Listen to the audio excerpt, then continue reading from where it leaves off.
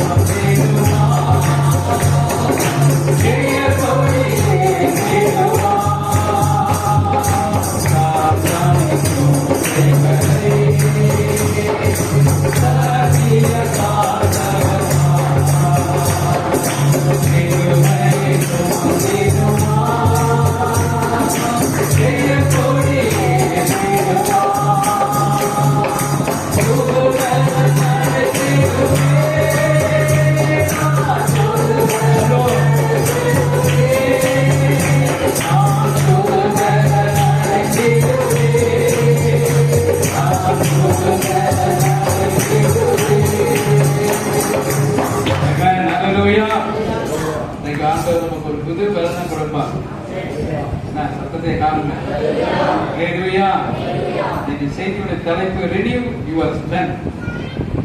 உங்களை நீங்க என்ன செய்யுங்க, உங்க பலனை புதுப்பித்துக் கொள்ளுங்க. ஒரு அழகா சொல்லலாமா? உங்களுக்கு இருக்கிற பலத்தோட இன்னைக்கு ஆண்டவர் சொல்லுகிற ஒரு வசனம், உங்க பலன் பத்தாது, இன்னும் புதுப்பிக்கணும். அல்லேலூயா. ஏன்னா வீட்டை வந்து புதுப்பிக்கிறோமா இல்லையா? எத்தனை வருஷம் ஆயிருக்கு, அந்த வீட்டை என்ன செய்யணுமா? புதுப்பிக்கிறோம். அது போல ஆவிக்குரிய வாழ்க்கையிலும் வேதம் தெளிவா சொல்ல காலை தோறும் அவருடைய கிருபை எப்படி இருக்கான்? புதிதாக இருக்கிறது. ஒவ்வொரு நாளும் நேரத்துக்கு இருந்த கிருபை கிடையாது. அப்ப ஒவ்வொரு நாளும் நம்முடைய ஆவிக்குரிய வாழ்க்கையில நம்முடைய பலனை என்ன செய்யணும்? ரினியூ பண்ணிட்டே இருக்கணும். புதுப்பித்தல். என்னதுங்க? புதுப்பித்தல். ஒவ்வொரு நாளும் நீங்க என்ன செய்யணும்? உங்களுடைய பலனை புதுப்பித்தாதான் நீங்கள் ஓடுகிற ஓட்டத்தை ஜெயமாய் மாற பண்ண முடியும். அல்லேலூயா, அல்லேலூயா. எடுத்து வாசிப்போம். இதற்கு ஆதாரமான வசனம் ஏசாயா தெரிந்த வசனம் தான் 40ஆம் அதிகாரம் 31. ஏசாயா 40ஆம் அதிகாரம், Book of Isaiah chapter 40 verse 31. கர்த்தருக்கு காத்திருக்கிறவர்களோ புதுபலன் அடைந்து கழுகுகளைப் போல செட்டைகளை அடித்து எழும்புவார்கள். அவர்கள் ஓடினாலும் இளைப்படையார்கள், நடந்தாலும் சோர்ந்து போகார்கள். அல்லேலூயா. இன்னைக்கு ஒரு புது பலன் வருகிறது. அப்படித்தானே? கர்த்தருக்கு காத்திருப்ப என்ன செய்யுங்க? புது பலன். இங்கிலீஷ்ல சொல்லப்படுகிறது renew their strength. அப்ப இந்த நாட்களிலே உங்களுடைய பலனை நீங்க என்ன செய்யணுமா? புதுப்பிக்கணும். எத்தனை பேர் விரும்புறீங்க? காணுமே சத்தமா, என் பலன் எனக்கு தேவை, இந்த பலன் போதாது, நாளுக்கு நாள் என் பலன் என்ன செய்யணும்? புதுப்பிக்க வேண்டும். அல்லேலூயா. அப்ப புதுப்பிக்க வேண்டும் என்று சொன்னால் ஒரு 4 விஷயத்தை உங்கள் மத்தியிலே நான் சுருக்கமாய் சொல்லி உங்களை வந்து ஒரு அபிஷேகம் நடத்த விரும்புகிறேன். அல்லேலூயா. நீங்க நல்லா உற்சாகமா இருக்கணும். அப்பதான் பலன் அடைய முடியும். ஆமா, நீங்க அப்படியே இருந்தீங்கன்னா ஆண்டவர் எப்படி பலனை கொடுப்பார்? அல்லேலூயா. ஏதோ மந்தமா ஆராதனை முடிச்சோமா, ஒரு செய்தியை கேட்டோமா அப்படின்னு போக கூடாது. ஒவ்வொரு நாளும் நம்ம ஒரு புது பலனோட தான் ஆலயத்திற்கு போகணும். ஒவ்வொரு நாளும் நம்ம எப்படி போன? புது ஐடியா, புது பலன், புது கிருபை, புதிய ஆசீர்வாதம், புதிய அந்நிய பாஷை, இதெல்லாம் பெற்று ஒவ்வொரு ஞாயிற்றுக்கிழமையும் பெற்று போகிற தேவனுடைய பிள்ளை உலகத்தை கலக்கும். உலகத்தை என்ன செய்ய கலக்கும். வந்தவனமாய் போனோம்னா வீட்டுக்கு போனோடனே ஒரு அந்த வாரம் முழுவதும் ஒன்று ஜெயிக்க முடியாது. ஏன்னா நம்ம என்ன இல்ல, புது பலன் இல்ல. ஆமென். அப்ப புது பலன் அடையணும்னா முதல்ல நம்ம கோல் செத்ததா இருக்கு. பைபிள்ல பாருங்க, ஆரோட இது மோசையோட கையில என்ன இருந்துச்சு, ஒரு கோல் இருந்துச்சு. அந்த கோல் எப்படிப்பட்ட கோல்? உயிரற்றது. அந்த கோல் எப்படிப்பட்டது? உயிரற்ற. ஆதாரமான வசனங்கள் யாத்திராகமம் எல்லாரும் எடுத்துக்களுங்க. 7ஆம் அதிகாரம் வசனம் 1 - 12 வாசிக்க வேண்டாம், நேரம் இல்ல, நீங்க குறிச்சு வச்சுக்கொள்ளுங்க. யாத்திராகமம் 7ஆம் அதிகாரம் 1 - 12 12 வசனங்கள். இந்த செத்த கோல் உயிரடைய வேண்டும். என்ன சத்தத்தை காணும்? மோசேயுடைய கையில இருந்த கோல் அது செத்த கோல் தான், உயிரற்ற கோல் தான். ஆனா தேவன் அவனுக்கு ஒரு வார்த்தை சொன்னார், நீ ஆரோனுக்கு முன்னாடி போய் நின்று அந்த கோலை என்ன செய்ய போடு. அந்த கோலை போடும் போது என்ன மாறுச்சு? சத்தமா சொல்லுங்களேன், பாம்பா மாறுச்சு. ஆனா அதே மாதிரி மந்திரவாதி கோலம் என்ன செஞ்சிச்சு?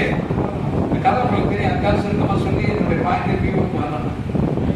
என்னன்னா கவனிங்க, உங்களை மாதிரியே உங்களுடைய வல்லமை மாதிரியே இயேசுடைய வல்லமை மாதிரியே விசுவாசானவன் செராக்ஸ் எடுக்க முடியும். செராக்ஸ் என்னது? நகல், டூப்ளிகேட். இன்னைக்கு அதை பார்த்து தான் நம்ம வல்லமை இழந்து போய் உட்கார்ந்து இருக்கிறோம். மோசே கையில இருந்த கோலும் பாம்பா மாறினது, மந்திரவாதியோட கையில இருந்த கோலம் என்ன மாறுச்சு? பாம்பாய் மாறுச்சு. இன்னைக்கு தேவ ஜனமே இன்னைக்கு நம்மளை மாறி, இயேசுடைய வல்லமை மாறி, இயேசுடைய பலன் மாறி, அற்புத அடையாளங்கள் மாறி பிசாசு செராக்ஸ் காட்டுவான். உங்களுக்கு பிசாசு என்ன காட்டுவான்? ஒரு செராக்ஸ் நகலை காட்டுவான். அதை பார்த்து நீங்க என்ன செய்யக்கூடாது? ஏமாற்றக்கூடாது. இயேசுடைய காலத்திலே அப்படி இருந்துச்சு. இயேசுடைய நாட்களிலேயும் இப்படிப்பட்ட துர் உபதேசங்கள், துர் போதனைகள், துர் காரியங்கள் எல்லாம் வந்துச்சு. ஆனாலும் இயேசுதான் வழியும் சத்தியம் ஜீவனுமா.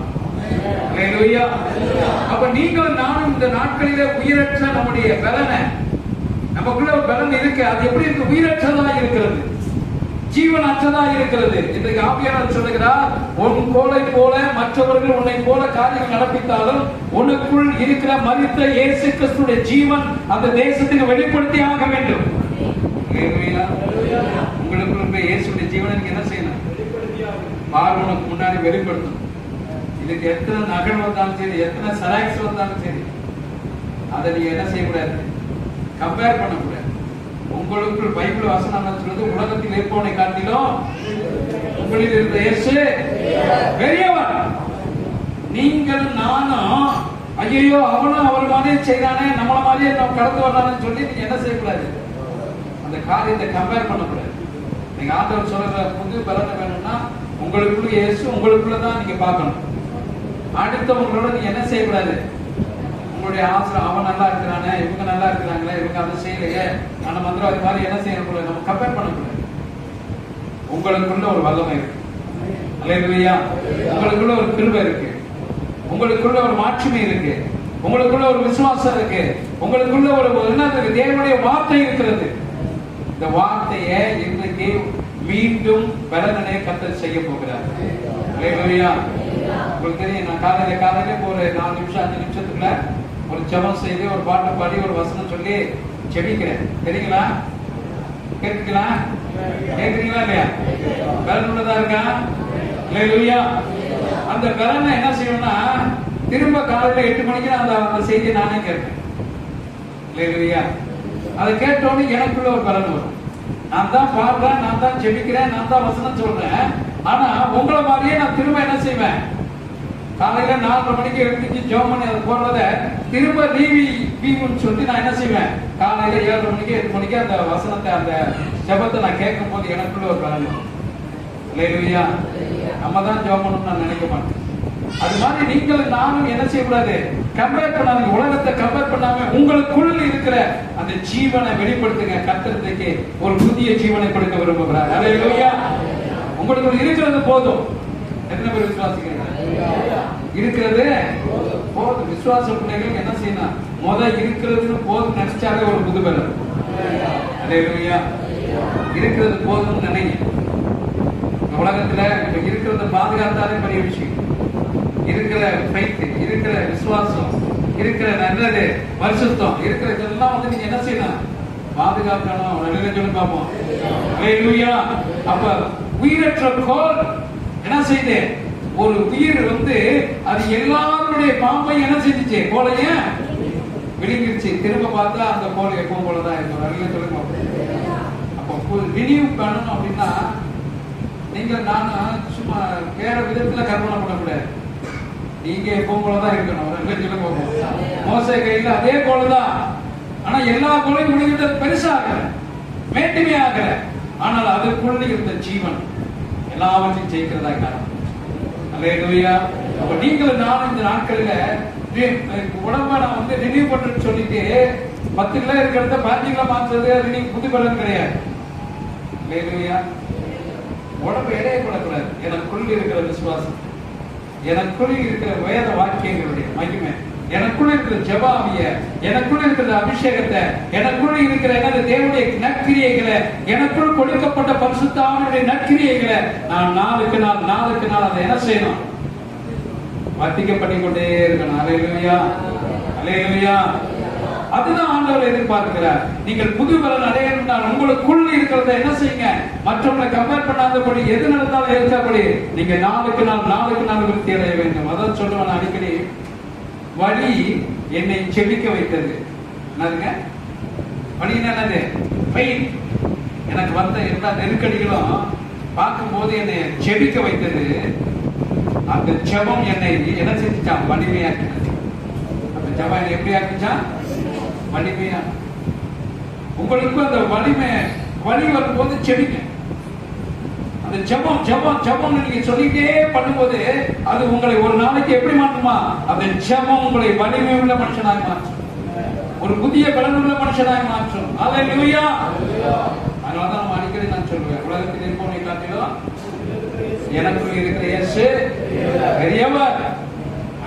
சாலமோனிலும் பெரியவர், தேவாலயத்திலும் பெரியவர், எல்லாவற்றிலும் பெரியவர். உலகத்தில் இருக்கிற காட்டில உங்களுக்குள்ள இருக்கிற இயேசு பெரியவர் நினைச்சாலே உங்க பலன் என்ன ஆயிடும்? வலிமை உயர்ந்துட்டே இருக்கும். அல்லேலூயா. முதலாவது உயிரற்ற கோல். உயிரடைய வேண்டும். உயிரடையும் போது அது பலனடைன்னு சொன்னா உலகத்தினுடைய எல்லா மந்திர சக்திகளையும் எல்லாவற்றையும் அழிக்கக்கூடிய ஒரு பலன் உங்களுக்குள்ளும் எனக்குள்ளும் நாளுக்கு நாள் பெருக வேண்டும். அல்லேலூயா. மந்திர சக்திகளை நீங்க என்ன செய்யணுமா? நாளுக்கு நாளே தூக்கி சாப்பிட்டே இருக்கணும். பயந்து ஓடக்கூடாது. சராக்ஸ் பிசாசு காட்டுவான். அதுக்கெல்லாம் பயப்படாதீங்க. கர்த்தர் உங்களோடு கிடந்து யுத்தம் பண்ணுவாராக. அல்லேலூயா. முதல் புது பலன் அடைய வேண்டும் சொன்னால் என்னது? பிசாசுக்கு ஏற்று நிக்கணும். சத்தமா சொல்லுங்க. பிசாசுக்கு என்ன செய்யணும்? ஏற்று நிக்கணும். இரண்டாவது என்ன செய்யணும்னா, ஒரு அழகா பைபிள் சொல்லப்பட்டு எடுத்து வாசிக்கலாம். இரண்டாவது பிரசங்கி எழுதின புத்தகம் 10ஆம் அதிகாரம் 19வது வசனம். இரண்டாவது உங்களுக்கு அழகாக ஒரு வசனம் வந்து பாருங்க. எக்லெசியாஸ்டிக் chapter 10 verse 19. பிரசங்கி 10ஆம் அதிகாரம் 19வது வசனம். கேளுங்க. விருந்து சந்தோஷத்துக்கு என்று செய்யப்படும். திராட்சரசம் ஜீவனுள்ளோரை களிப்பாக்கும். பணமோ சத்தமா படிக்கிறத எல்லாவற்றுக்கும் என்ன செய்யுமா? உதவும். இங்க பார்க்கிறோம் விசுவாச பிள்ளைகள். இரண்டாவது காரியம் புதுபலன் அடையணும்னா விருந்து இருக்கணும். என்ன இருக்கணும்? சத்தமா சொல்லுங்க. விருந்த விரும்புறவங்களா வகையில சொல்லி பார்ப்போம். விருந்து டெய்லி வச்சாலும் நம்ம சாப்பிட்டு எப்படி இருக்கோம்? ரெடியா இருக்கிறோம். நல்ல சொல்லி பார்ப்போம். அல்லேலூயா. ஆனா அந்த விருந்து டெய்லி சாப்பிட்டாலும் நமக்கு சலிப்பை உண்டு போடும். நல்லா கவனிங்க. விருந்து வந்து என்ன செய்யுமா? மகிழ்ச்சி உண்டாகும். ஒரு மனுஷனுக்குள்ள மகிழ்ச்சி இருந்தாலே ஆட்டோமேட்டிக்கா அவனுக்கு பலன் இருக்குன்னு அர்த்தம். நல்ல சொல்லி பார்ப்போம். அல்லேலூயா. மகிழ்ச்சி ஔஷதம், நல்ல பலன் என்று சொல்லணும். இன்னைக்கு எதுக்கு இவ்வளவு பிரயாசப்படுறோம்? சந்தோஷமா இருக்கிறதானே? சொல்லுங்க பார்ப்போம். எதுக்கு இவ்வளவு பிரயாசப்படுறோம் சொல்லுங்க. பூமியில பிறந்து நம்ம சந்தோஷமா இருக்கணும். நம்முடைய சந்ததி எப்படி இருக்கணும்? என்ன பேச மாட்டேங்கிறீங்க?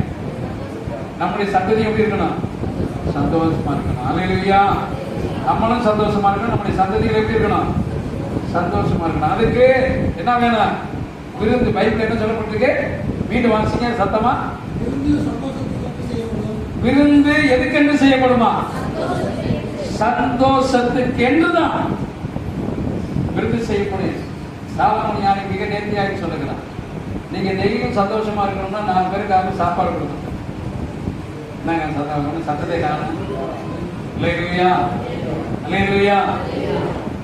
விருந்து ஒரு மனுஷனை மகிழ்ச்சியா இருக்கும். ஆகாரம் ஒரு மனுஷனை என்ன செய்யுது? மகிழ்ச்சியா இருக்கு. நல்லா கவனிங்க. போதும்னு சொல்றது 2 விஷயம் தான். ஒண்ணு ஆகாரம், 2வது குளியல். குளிச்சுட்டே இருக்க முடியுமா நம்மளால?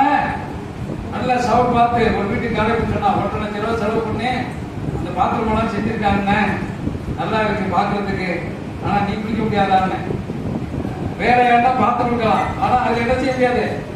குளிக்க முடியாது. பார்க்கலாம், கேட்கலாம். நம்பி போத்தீஸ் அப்படிதான் நல்ல மார்பல், விலை உயர்ந்த மார்பல் எல்லாம் போட்டு கொடுப்பாரு. ஆனா அவர் என்ன செய்ய முடியாதுங்க? தங்க முடியாது. ஆனா வேதம் சொல்லுகிறது விருந்து ஒருத்தனுக்கு மகிழ்ச்சி உண்டு பண்ணும். விருந்து எதை பண்ணா? மகிழ்ச்சி. நல்லா கவனிங்க.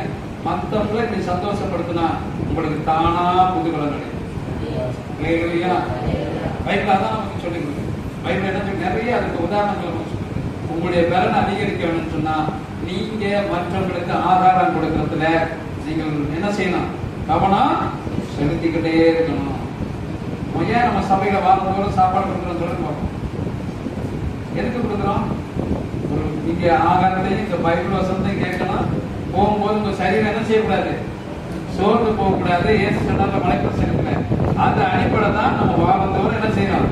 நம்முடைய ஆலயத்துல ஆகாரம் கொடுக்கிறோம். நல்லது சொல்லலாமா? அல்லேலூயா. அப்போ வாரந்தோறும் ஆகாரம் கொடுக்கிறோம்னாக்க அது ஒரு மகிழ்ச்சி எனக்கு இருக்கு. இருக்கோ இல்லையோ, எங்கிட்ட பொருள் இருக்கோ இல்லையோ, எங்காச்சும் தேடி கண்டுபிடிச்சினாலும் அந்த ஞாயிற்றுக்கிழமை ஆகாரம் வந்து ரெடியா இருக்கணும். ஏன் அப்படின்னாக்க இந்த ஆகாரம் கொடுப்பதில் எங்களுக்கு ஒரு பெரிய மகிழ்ச்சி.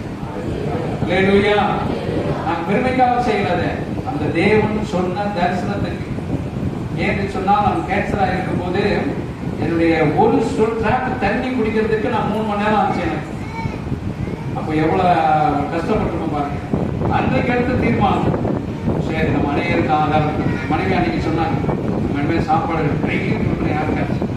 ஞாயிற்றுக்கிழமை வாரம் இருக்கோ இல்லையோ கொடுத்துருவோம். நிறைய சொல்லுங்களேன்.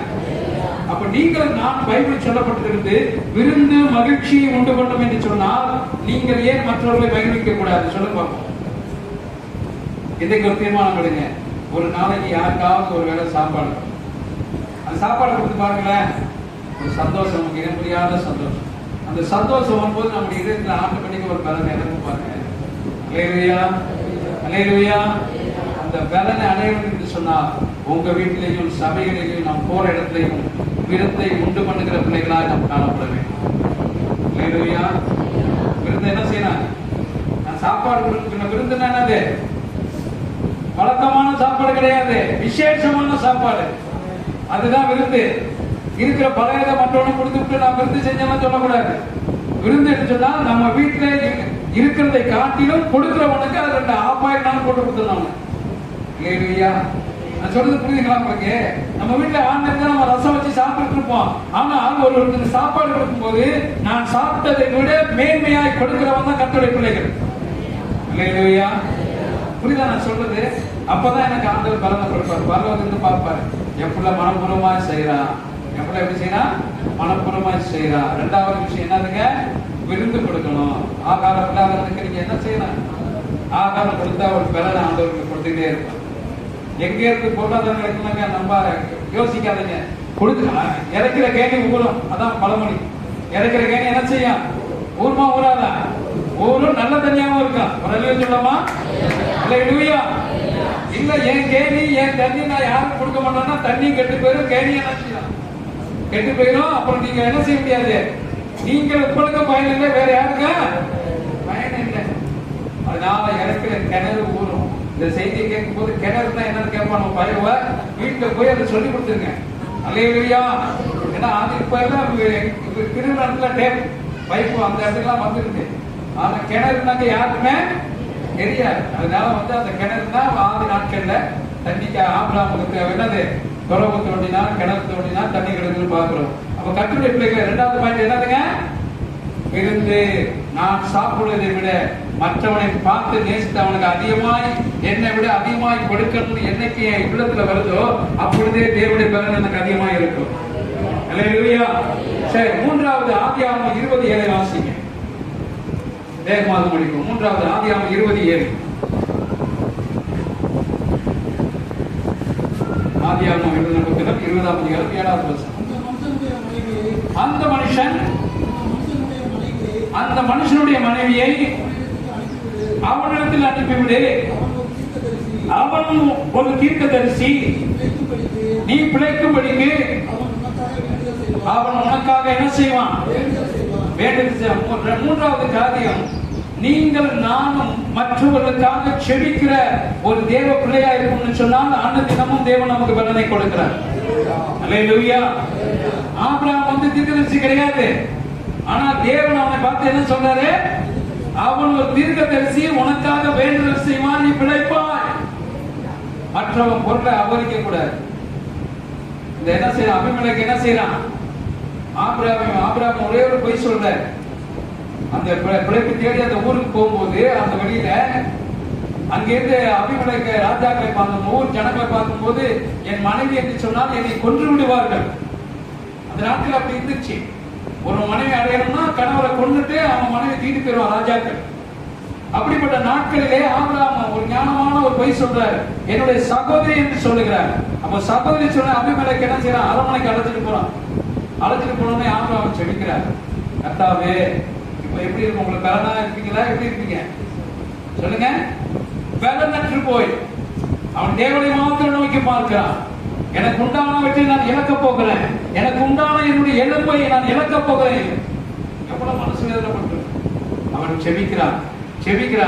கர்த்தர் அந்த ராத்திரியிலே அபிமெலேக்குக்கு ஒரு தரிசனம் கொடுக்கிறார்.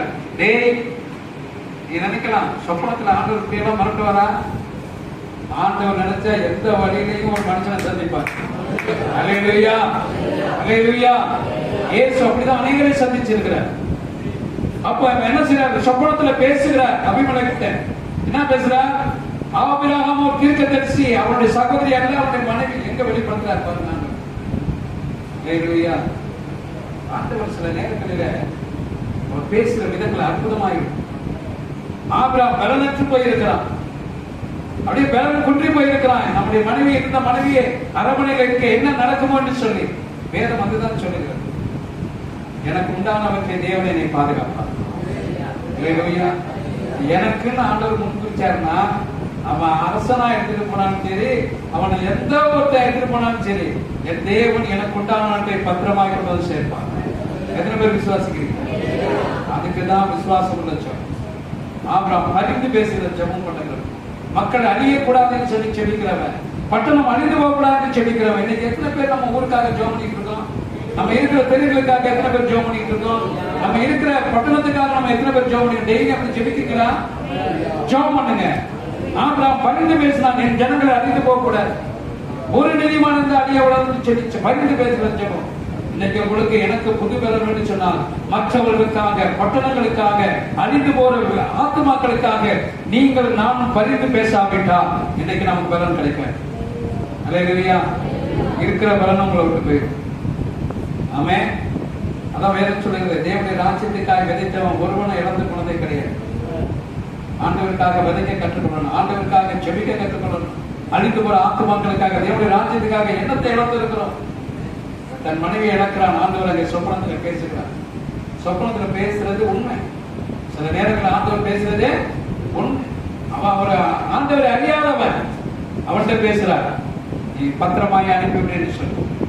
அவன் அனுப்பி விடுகிறான். சொப்பனத்துக்கு கீழ்படுகிறான். ஆண்டவரை அறியாதவன் சொப்பனத்தை கீழ்படிக்கும் போது நீங்கள் நான் எத்தனை முறை ஆண்டவர் நம்மோடு பேசியிருப்பார். அதை கீழ்படியலன்னா பலன் இருக்க, பலனற்று போயிடும். பலனற்று போகும்போது எப்படி நீங்க ஆண்டவரை திரும்ப கேட்க முடியும்? பலன் தான ஆண்டவர் என்று சொல்லி ஆண்டவர் நிச்சயமா இந்த கேள்வி. மூன்றாவது விஷயம், சொப்பனங்களுக்கு கீழ்படிய கற்றுக்கொள்ளுங்கள். அல்லேலூயா. உங்களுக்கு உண்டானதை கர்த்தர் பாதுகாப்பார். உங்களுக்குரிய பலனை ஆண்டவர் கொடுப்பார். அதன் சொல்ல உனக்காக வேண்டுதல் செய்கிறவன் அல்லேலூயா சொல்ல பார்ப்போம்.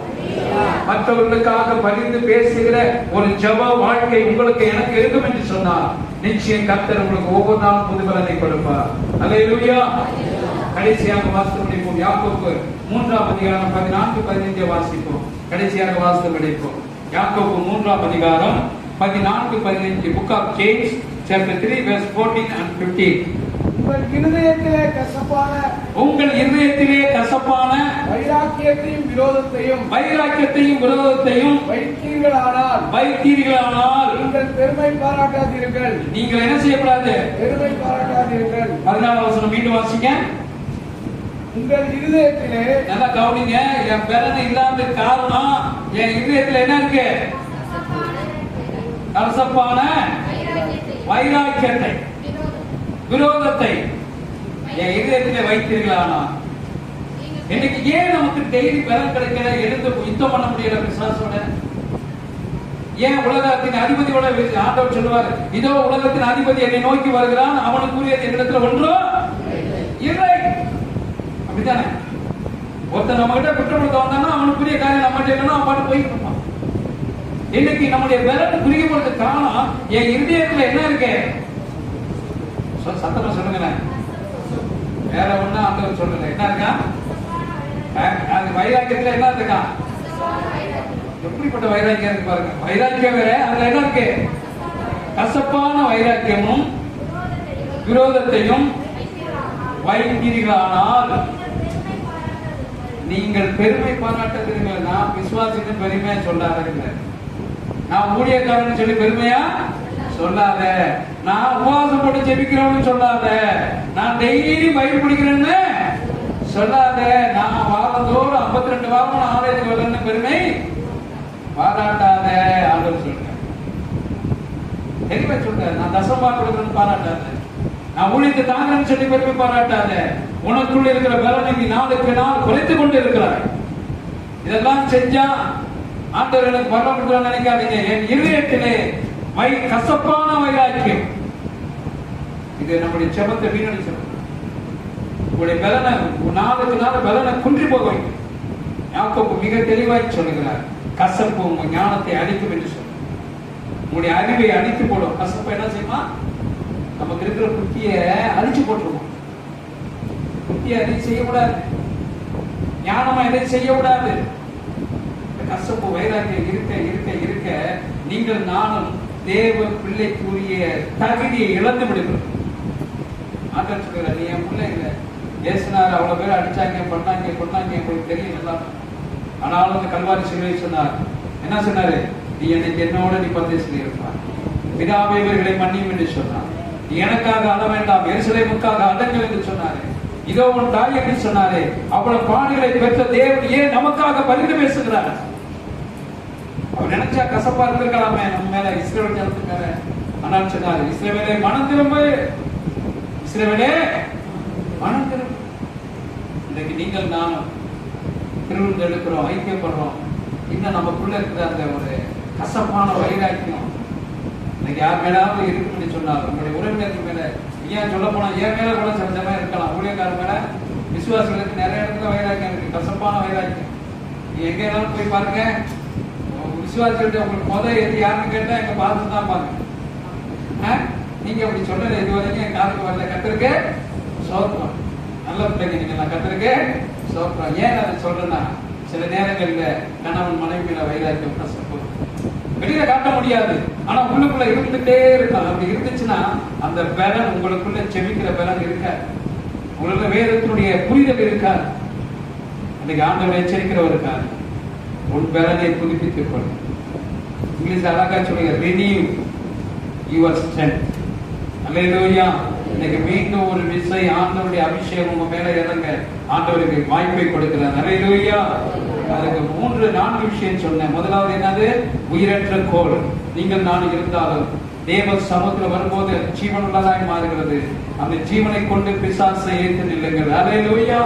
பிசாசுக்கு பயப்படாது. இரண்டாவது, நம்ம மற்றவங்களுக்கு உணவளிக்கிறவர்கள், விருந்து கொடுக்கிறவர்களா இருக்கணும். தன்னை காட்டிலும் அதிகமாய் மற்றவர்களை நேசிக்க கற்றுக்கொள்ளும் போது தேவன் உங்களுக்கு புதுபலனை கொடுக்கிறார். மூன்றாவது சொல்லுகிற, மற்றவர்களுக்காக பகிர்ந்து பேசுகிற ஒரு ஜெபம்.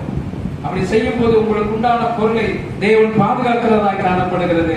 நான்காவது சொல்லுகிறேன், வைராக்கியம் உள்ள கசப்பான வைராக்கியம். இது நம்முடைய வாழ்க்கையை தூக்கி போடுங்க. கர்த்தருக்கு புது பலனை கொடுப்பாராக. எல்லாம் மனதால் படிக்கணும். தேவன் சொல்லுங்க, நாங்கள் நிச்சயம் எனக்கு ஒரு மாற்றத்தை கொடுக்க விரும்புகிறார். திருச்சபையே எழுந்துரு, திருச்சபை மக்களே எழுந்துரு. கர்த்தர் உங்களுக்கு ஒரு புது பலனை கொடுக்க விரும்புகிறார். வாரம் வாரம் வந்துட்டு அமைதியா போகாதீங்க. கர்த்தர் தரிசன மூலமாய் பேசுகிறவர். எப்படி அபிமெலேக்கு உலகத்தை அறியாதவன், கர்த்தரை அறியாதவன் ஒரு தரிசனத்துக்கு ஒரு சொப்பனத்துக்கு கீழ்ப்படிகிறது உண்மை என்று சொன்னார். பல முறை நம்மோடு ஆண்டவர் பேசியிருப்பாரே, பல முறை வேதத்தின் மூலமாய் பேசியிருப்பாரே, பல முறை சொப்பனத்தின் மூலமாய் எச்சரித்திருப்பாரே, ஊழியக்காரன் மூலமாய் உங்களுக்கு அநேக காரியங்களை எச்சரித்திருக்கிறாரே. ஓ ஷாலா பக்கபா துரபா நதலி கபா துரபா. கண்களை மூடி தேவன் சமூகத்துல இதயங்களை ஆண்டவர் சமூகத்துல ஊற்றி சொல்லுங்க. தேவனுடைய வார்த்தை திட்டம் தெளிவாய் நம்மோடு பேசுகிறது. தேவனுடைய வார்த்தை திட்டம் தெளிவாய் பேச ஒப்புக்கொடுக்கும். தேவ சமூகத்துல ஆவியானவருக்கு இடம் கொடுப்போம். ஆவியானவருக்கு இடம் கொடுங்க. தகப்பனே, என்னுடைய பலனை புதுப்பித்துக் கொள்ள இப்படிப்பட்ட இடையூறாக இருக்கிற காரியங்களை விட்டு நீங்க போகிறாங்க. அறிக்கை செய்ய கண்களை மூடி நல்ல கரங்களை வச்சு சொல்லுங்க. ஆண்டவரே, அப்பா, இன்னைக்கு எனக்கு ஒரு புது பலனை கேளுங்க. நல்ல கரங்களை வச்சு தேவ சமூகத்துல கேளுங்கம்மா. புது பலனை தாங்க, புது பலனை தாங்கப்பா. என்னுடைய பலனை புதுப்பித்துக் கொள்ள எனக்கு கிருபை கொடுத்தாப்பியானவர, பலனை புதுப்பித்துக் கொள்ள எனக்கு கிருபை கொடுத்தாப்பியானவர. ஓ மகிமை உண்டாகட்டும் ஆண்டவரே, மகிமை உண்டாகட்டும் ஆண்டவரே, மகிமை உண்டாகட்டும் ஆண்டவரே. ஹalleluya, ஹalleluya. கலங்காதீங்க, கலங்காதீங்க. ஹalleluya, ஹalleluya. துன்ப நேரம் சோர்ந்து விடாதே மகனே, மகனே. துன்ப நேரம் சோர்ந்து விடாதே, ஜீவசீரம் உனக்கு தருவே, ஜீவசீரம் உனக்கு தருவே.